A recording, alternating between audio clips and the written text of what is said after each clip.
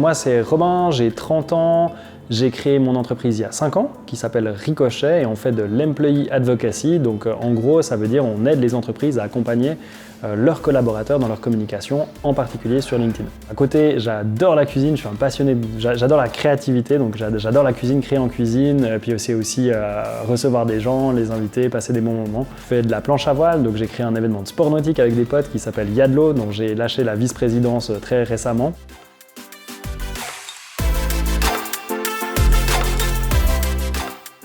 Des challenges, il y en a plein. Ce qui est intéressant, c'est qu'avec IO, ce que ça m'a vraiment apporté, c'est que ça me permet de prioriser. Donc vraiment, dans mes challenges, j'ai pas mal de choses en ce moment. La chose qui m'occupe le plus, c'est structurer la boîte pour la croissance. On a beaucoup de succès en ce moment, ce qui est génial, mais ça veut dire aussi c'est une opportunité, mais c'est un risque. Si on n'arrive pas à se structurer pour aborder cette croissance, on risque de perdre en qualité de service, ce que je ne veux pas du tout, ou alors de cramer l'équipe, enfin ou me cramer moi et cramer l'équipe. Donc vraiment, mon challenge du moment, c'est structurer la boîte pour la croissance.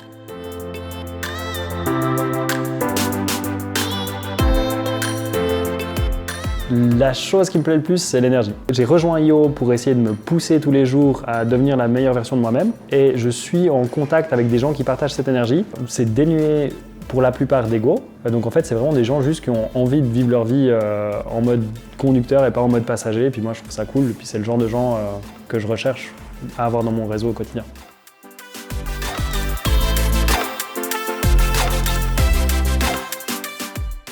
Pour l'instant, on est 10 répartis entre Lausanne et Montréal. Donc on aimerait d'ici peu se retrouver à peu près une vingtaine, une dizaine de collaborateurs de chaque côté.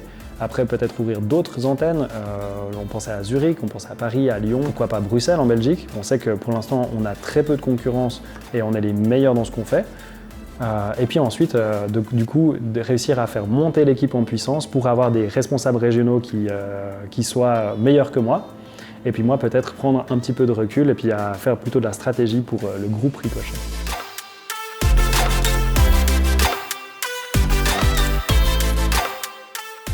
Je ne sais pas si c'est un conseil, mais moi je fais partie de l'accélérateur et dans l'accélérateur on a les journées de formation. Et il y a une journée qui s'appelle People, donc sur les personnes.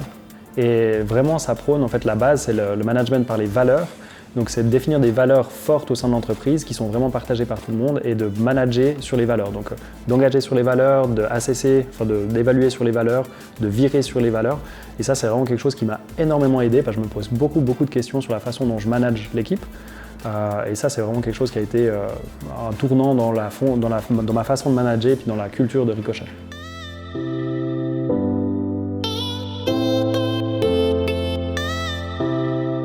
De plusieurs façons, il y a une dimension de hasard, de chance, où en fait la thématique sur laquelle on est positionné, donc la communication humaine et la communication sur LinkedIn devient de plus en plus à la mode, donc forcément ça aide.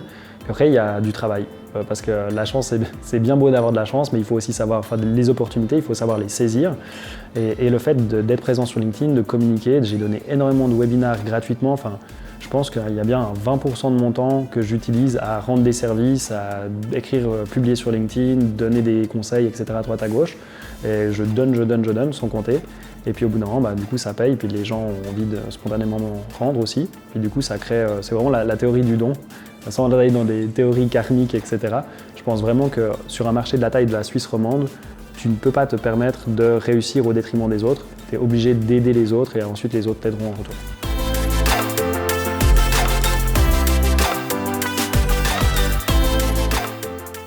Ça vient, je pense, de deux choses. C'est comme pour une soirée sympa, tu mets un bon videur à l'entrée.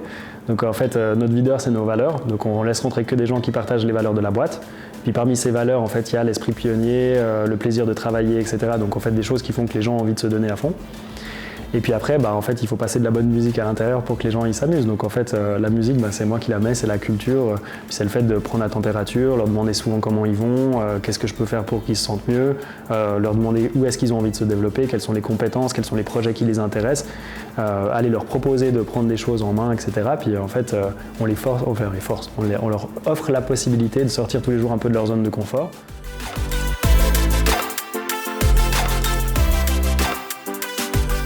Ah, ça serait trop facile si en trois conseils, tu avais la recette magique. Enfin, je dirais authenticité, confiance en soi et création de valeur. Donc, en gros, si en Suisse romande, le marché il est beaucoup trop petit, si tu n'es pas authentique, si tu mens ou si tu essayes de surjouer ou d'être arrogant, ça ne va pas tenir sur le long terme. C'est pour l'authenticité. Confiance en soi, c'est juste en fait, on est tous des experts, on a des choses super intéressantes à raconter.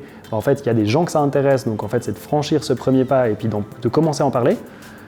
Et puis, mon troisième point, création de valeur, c'est toujours de réfléchir, en fait, de nouveau, comme on disait avant, c'est dans la théorie du don, comment est-ce que je peux créer de la valeur pour mon audience, comment est-ce que je peux leur apporter quelque chose, et si je leur apporte quelque chose, au final, ça va me revenir.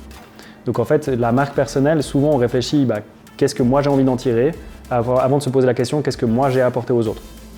Et en fait, finalement, qu'est-ce que je peux faire pour les autres. Et ça, c'est vraiment pour moi le point de départ, c'est de réfléchir qui je dois toucher, quelle est mon audience, qui je dois toucher pour atteindre mon objectif, et qu'est-ce qui les intéresse. Donc comment est-ce que je peux créer de la valeur pour eux. Ressourçant.